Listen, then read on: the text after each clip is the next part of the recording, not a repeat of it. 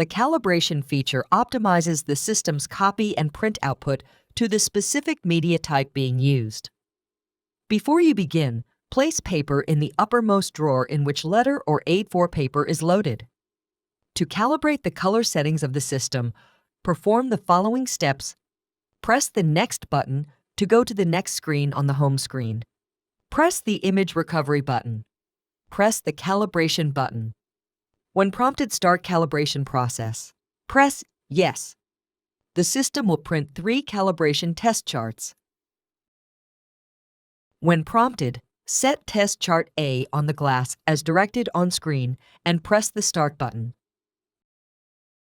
When prompted, set Test Chart B on the glass as directed on screen and press the Start button. When prompted, set Test Chart C on the glass as directed on screen and press the Start button. When the calibration process is complete, the system will return to the image recovery screen.